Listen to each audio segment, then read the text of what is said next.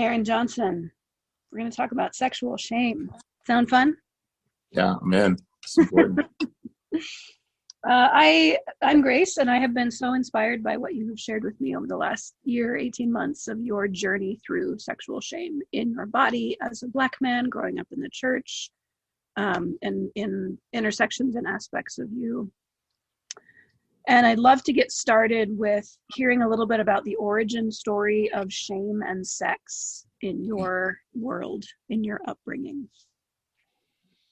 Yeah, I appreciate that. I think one of the things I have to take you all here just for a moment is church. You know, Bakersfield, in the middle of a summer camp meeting, we had 10 services over 10 days and 3 services per day. So you were basically in church all day. And I remember that moment of a really absorbing, usually night service. And they'll start talking about Adam and Eve and in the garden. And they'll start preaching. And I just have distinct memories of how shame was embedded in the origin story of humankind as I understood it at the time. And so when they start talking about how they were naked and they were so ashamed. And so they went and they put on clothes. And so for me, I just saw very young 8-year-old, 5-year-old self was like, oh, this all makes sense, that they were shamed. And so they had to put clothes on once they sinned. And so they were naked. And so I just immediately attached sin and nakedness together as a part of fact. Gravity, the sun rises, and also if you're naked, that's shameful, put some clothes on. And so the origin story was in that Bakersfield church is I could hear the preacher's voice, I can hear the singing, I could hear the powerful installation that said, shame, sexuality, shame is attached. And I just digested it. It was in my body and didn't even know it was actually being given to me at the time, but I have a memory of receiving it. I have a memory of how it felt, but I didn't know I am now going to be holding shame for the next 20 years and it's going to grow and evolve. So that was the origin story is really being a preacher's child and being in a very conservative Christian church that had a very distinct binary, righteous, understanding or conviction or focus of what modesty was. A weaponized word, modesty. That word was used so effectively to attach to shame to sexuality of any sorts. So that was the origin in a nutshell. There's a lot more there. We could write a book about the whole experience, but that's the place that I remember receiving that message summer after summer. Majority of my childhood and young adult years. I want to acknowledge that, that was not just, I went out to church for you. That was family. Yes. That was very much steeped into your everyday moment to moment life culture too. Yes. This is in my grandfather was my mother's father was a pastor in the same church. So this is I'm the 3rd generation in our same church lineage. So there's a way of lineage attached to an obligation and responsibility attached to this as well. Yeah, you're right. I wasn't attending my neighbor's church. This was historically an important place for me. And I want to acknowledge too that in this church, I developed a lot of amazing skills and some harm, like most of these complex stories. So that's why I named it. It wasn't just all carnage.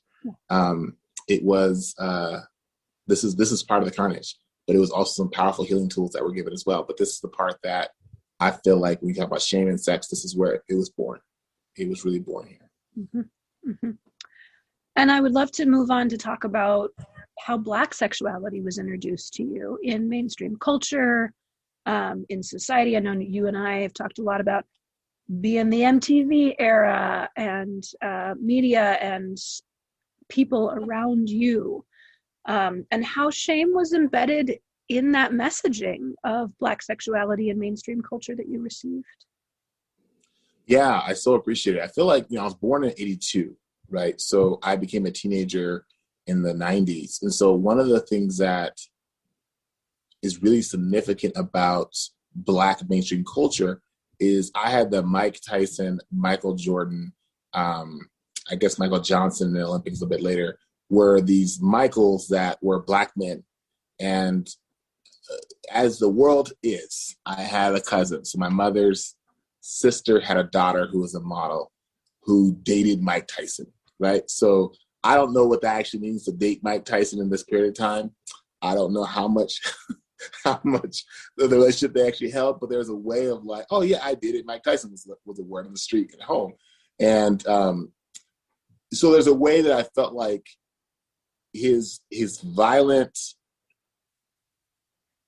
rage and skill set and celebration was such the air I breathed that when I think about mainstream sexuality, Michael Jordan was sophisticated. He was like the civilized Michael. It was like if Michael was going to be a positive Michael and a negative Michael, both celebrated love, but Jordan was the responsible, almost politician-like, but definitely a sexual being. Now, where the shame came in is where mainstream culture started to impact. Well, there are many levels that came in, but one of the levels that immediately hit me is we have these hypersexualized Black men, polite, kind, or the above. But when they entered into the conservative church, Black church, it was like these Black men were the abomination. They were shameful, wearing shorts and short sleeves. Because you got to understand how conservative our church was around modesty. We weren't allowed to wear long sleeves. Like long sleeve shirt was the appropriate, but a short sleeve shirt was literally equivalent to walking outside with no clothes on. It was like the most inappropriate behavior. So a short sleeve shirt and shorts were inappropriate. So basketball wasn't just a waste of time because it was sport. It was a waste of time because it was inappropriate. It was immodest, right? So you gotta understand that shame was that alive. Like Amish and us were a half a step away from the Amish community as far as how conservative we were around our presentation, or maybe Mennonites, maybe more accurate group. But nonetheless, we're right there. We're a step maybe modesty above, but barely. So I say that because the shame entered in palpably when Mike Tyson was arrested for rape and was in jail. And the reason that was important for me to notice is that there was a clear, like, I told you, see how wretched he was, but there also was a mainstream culture that was like, we expect that. We're actually not surprised that Mike Tyson's a rapist.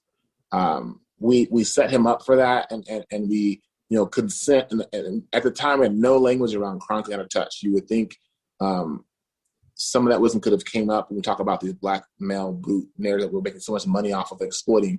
So for me, that the shame was this Black male boxer who was an icon of sexuality and masculinity, but also was a rapist. And that felt very shameful. There's a lot of shame attached to rape, which it should be on some level. But when you attach it to a Black male body in this era of time, there's a level of expectation of course, he's a brute. That's what he does.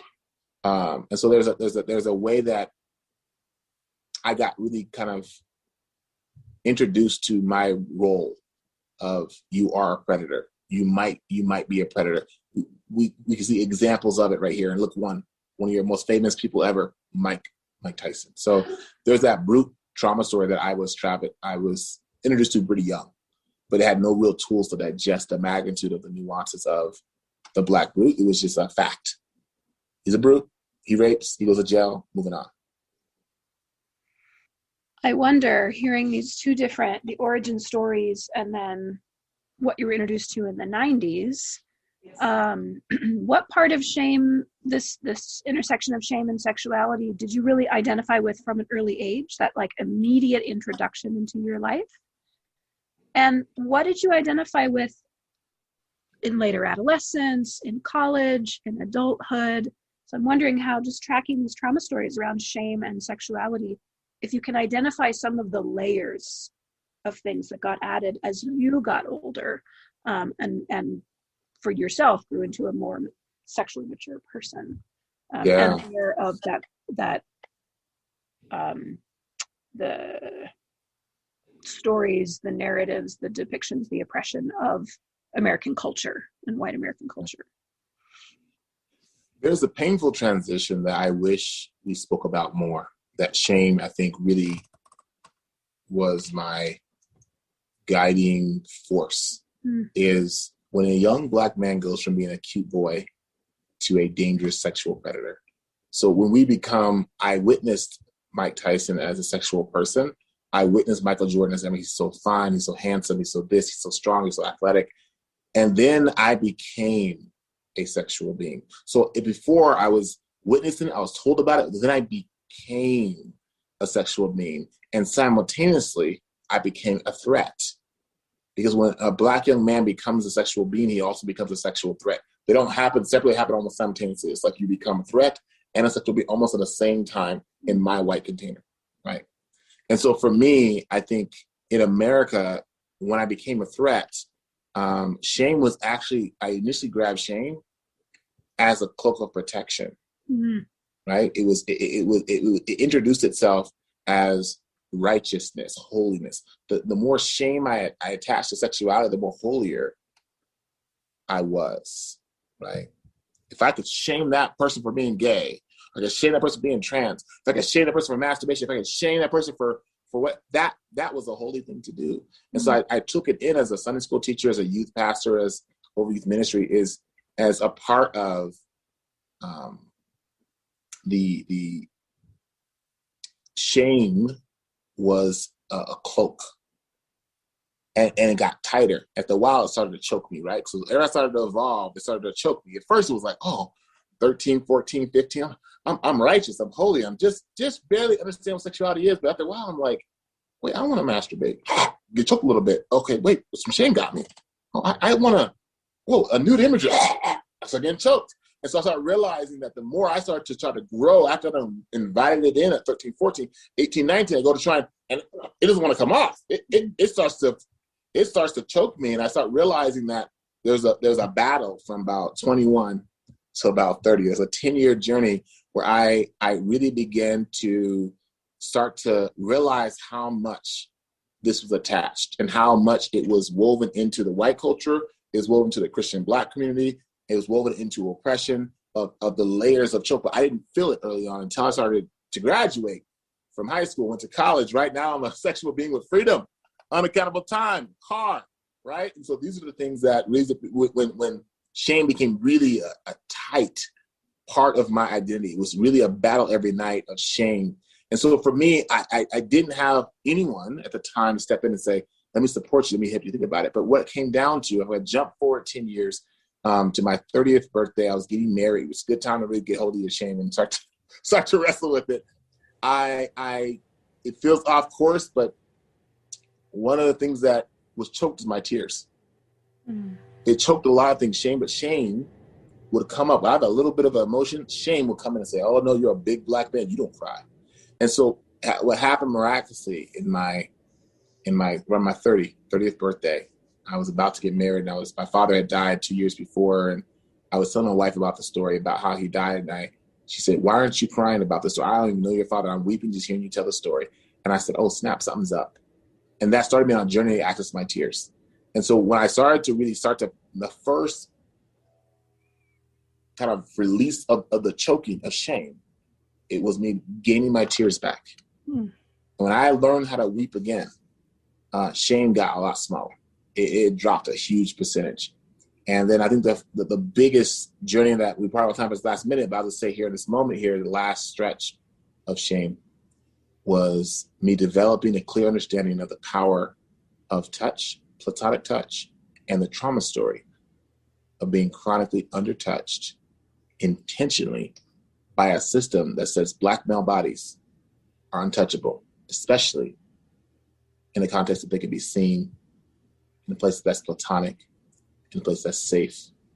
The only touch a Black male brute can have in our mainstream culture is aggressive and hypersexualized. There is no other touch that you can get nourishing from. And when I started to attack that trauma story and really start to unpack that narrative and understand how racism was woven in there, how capitalism was woven in there, how patriarchy was woven in there, and that's when shame really started to lose its power. It really started to get gutted from the inside.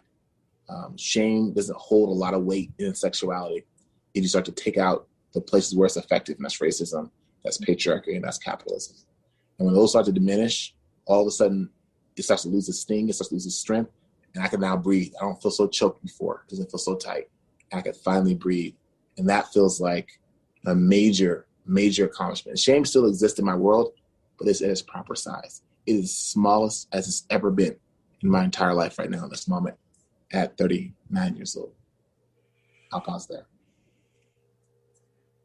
I know I really want to hear that from your 30th birthday, from that conversation with your wife, from reclaiming your emotions and your ability to find and accept and express emotions, how that took you into unlocking shame and sexuality specifically. Because you're talking about your father, like sharing a story with your wife or your soon-to-be wife about family of origin. And we're talking about shame and sexuality. And obviously our sexuality comes from our family of origin. That's something that you laid out at the beginning. But just wondering if there's anything else that you want to unpack for us about your journey of continuously interrupting, continuously getting in the way of what your body and your psyche and your mind was telling you about how you were supposed to hold that shame as a Black man. Yeah. It's a very important piece. Daily practice to fight this is important. And when I go back to that time I had access to my tears, one of the things I had to learn is how to know that I can be safe and be vulnerable and have tears as a African heritage man in America. Secondly, I had to daily meditate, sing, and grieve on what I have been told around touch. 90% of it was inaccurate, unhealthy, and meant to keep me bound in a shameful space. And so once I understood that, I had a daily practice. Part of it was helped by my mentees that I was working on with them actively as I'm healing. I'm helping them heal. This is a journey of collective thinking and collective minds. But my daily practice was to build village. Notice that I don't want to be with other men without bringing this topic up if I couldn't. Build village. But secondly, we talked about this earlier, is that shame smothers good questions. Mm-hmm. Well, if you start to deteriorate shame, you're very sure about, am I making progress on my shame journey? You almost go check and go, how many questions have been able to rebuild themselves? Oh, I got a bunch of questions. Shame is really not smothering me anymore. There's a way that shame literally attacks right here for me. It attacks the voice. And so part of me as a professional singer, as a speaker, I have learned that it's not just enough to speak well. It's an understanding of what you can speak about and how dramatically your voice can be impacted by, let's talk about being a strong man, no problem. Let's talk about platonically touching other Black men.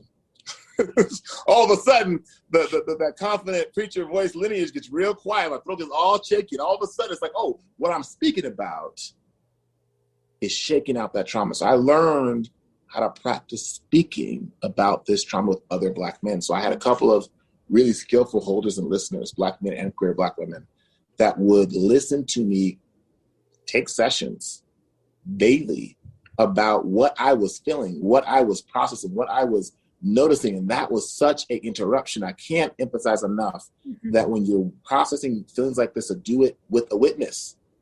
Either the witness can't even give you advice, but they can witness you. Battling it matters. And a witness that can actually touch your body at the same time, even better. They can hold your hand on the back or somewhere in your body and say, I'm here with you. I'm just wondering, you're not alone on this. Because one of the things I found is that isolation is like the first cousin of shame.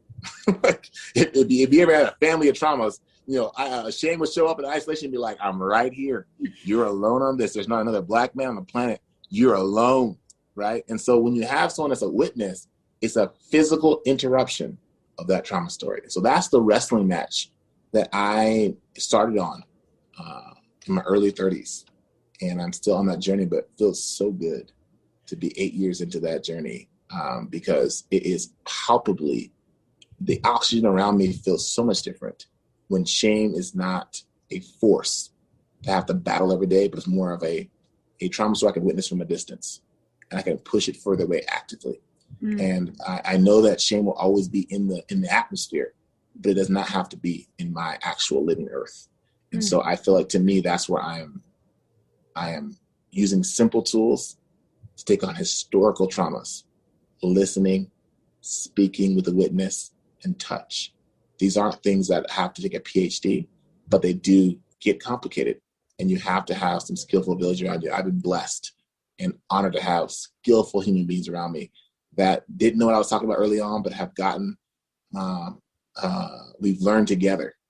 We've been on a journey together. And so we have such a much more robust, stable container to take on these delicate and sometimes dangerous trauma stories. Mm. And I just want to name that you got to set the pace for this journey. Yes. Nobody's pushing you or saying, yes. Aaron, you better figure this out in the next year, the next 6 months. Like, you got to work at the pace of your capacity, which I'm sure has ebbed and flowed and increased and decreased over the years, and that you have gotten to acknowledge this is a lifetime. You have so much time. That just sounds like such an important part of your journey, is that you have got to set the pace. Huge. The early parts of the pace was set by some trauma responses, but I quickly realized that this is going to be sustainable. I had to set a pace that was going to not collapse my overall system. I was learning how to cry for the first time. That took 2 years. Right? At first, if I could do it a couple of months, a couple of weekends, I'm tough. I can get it. That's no problem, as I was tough. And so it took 2 years. And so once I realized how long it took me to get my first real cry coming out of my body, I was able to have a pace that recognized not where I wanted to be, but where I was at that moment. Because I really wanted to be where I'm at right now 8 years ago. Yeah. But it took a journey.